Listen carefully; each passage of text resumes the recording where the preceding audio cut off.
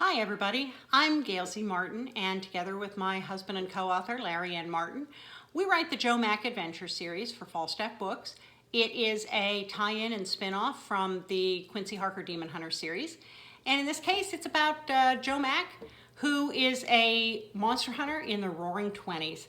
This is from Cauldron, the first book in the series, and the second book, Black Sun, will be out soon from Falstaff on Kindle and KU.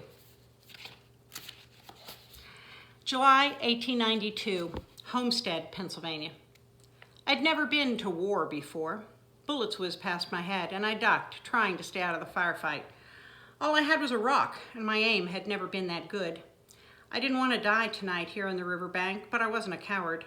I stood shoulder to shoulder with my fellow workers, determined not to let the Pinkertons reach the steel mill behind us. Two men already lay dead, one of ours and one of theirs. I knew the Pinkertons fired first, but later they'd claim we did, if any of us survived. The agents kept up a barrage from their boat, firing blindly into the crowd. I heard men cry out in pain and fear. Women prayed, calling on God in Polish, Russian, Hungarian, all the languages of the mills. Boys too young to shave clamored for a spot on the front line, thinking it all great sport.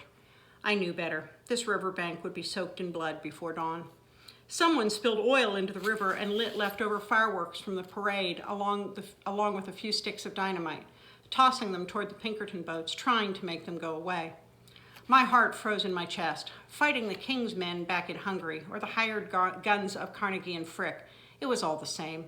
One side could afford an army of soldiers and the other side offered up their own blood and sinew, all that they had, daring to demand pay enough to buy bread. "Hey, Magarac, you think we're going to win this?" Pyotr Kowalczyk, my best friend from the mill, stood next to me with his own pile of rocks. "I hope so," I replied, figuring a lie was better than the truth. Pyotr crossed himself. I didn't, and Pyotr either didn't see or didn't mention it. The Pinkertons kept firing. Higher up the hill, our side fired back. The whole town was out here, men, women, and children. I'd heard that the owner of the hardware store donated all his ammunition to the cause.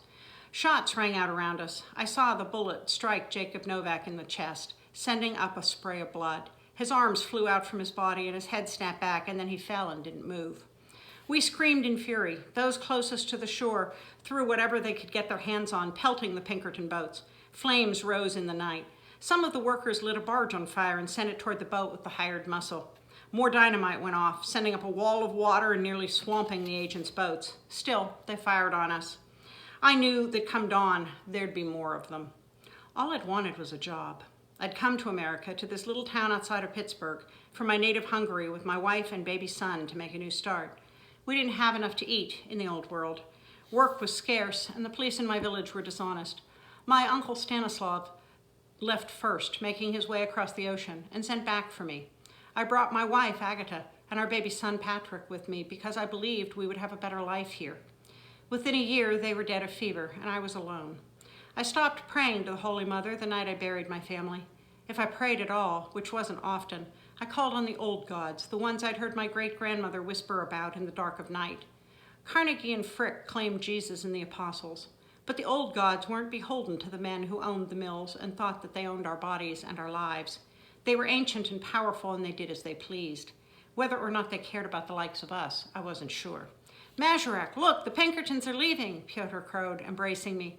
I looked down toward the dark waters of the Monongahela River. Sure enough, the barge was withdrawing. A cheer went up from our side, and voices shouted taunts in a dozen languages. "We won!" Pyotr cried out, lifting his arms in the air in victory. "We drove the sons of bitches back!"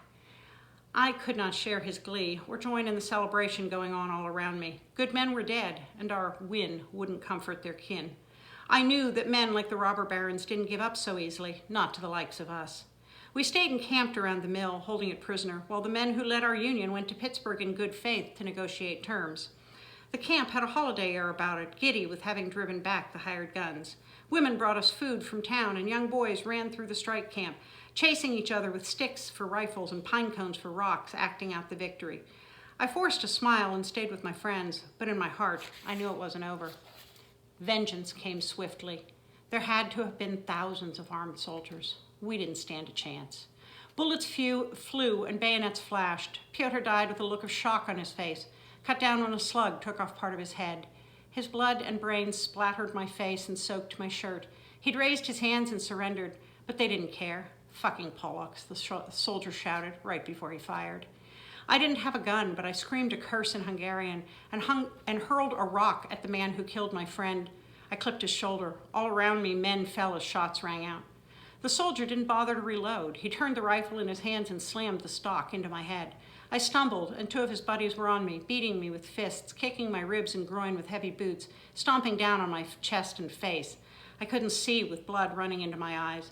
They kept beating me, kicking and punching, and my breath came with a wet rattle as I brought up blood. All the while, they cursed me, vile words against my homeland and my people, mocking my accent and telling me to go back where I came from. I knew the only place I would go from here was the churchyard at St. Michael's. When the soldiers had their sport, they left me for dead among the corpses and rounded up the survivors, marching them back to town, perhaps to jail. From where I lay, I could see Pyotr, his face pale, eyes staring. Rage filled me, for Pyotr and all the others, for the men dying around me amid the gun smoke and the fire.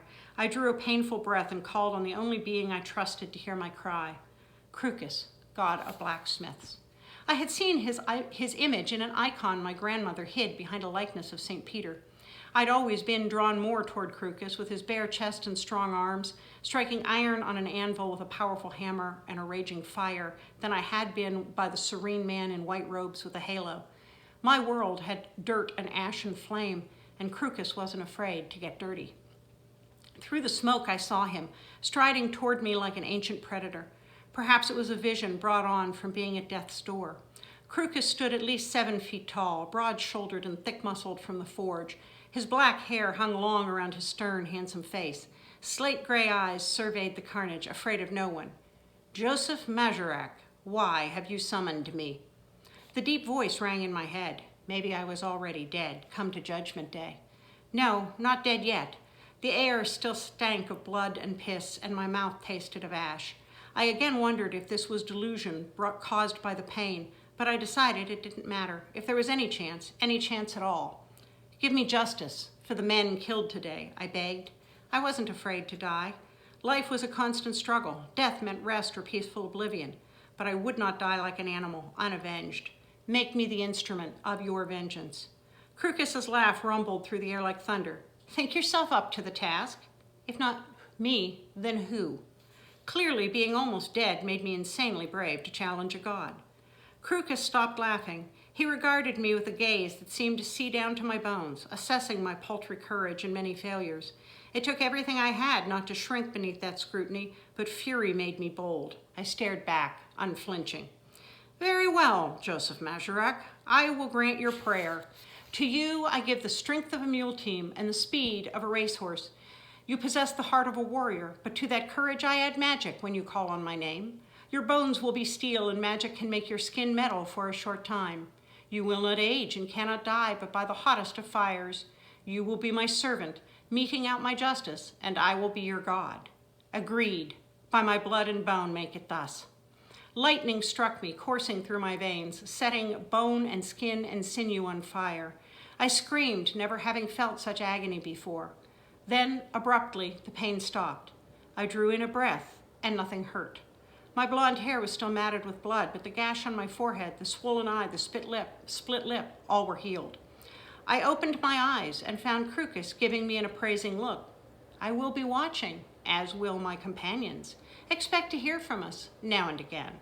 I shall be quite interested to see what comes of this vengeance of yours. Do not forget the fires that forged you. With that, Crocus vanished, leaving me alone with the dead. And that is an excerpt from Cauldron, which is the first book in the Joe Mack adventures. It is from Falstaff Books, available on Amazon in paperback, audiobook, and on Kindle and KU. And look for the brand new one, Black Sun, coming soon. I'll see you later.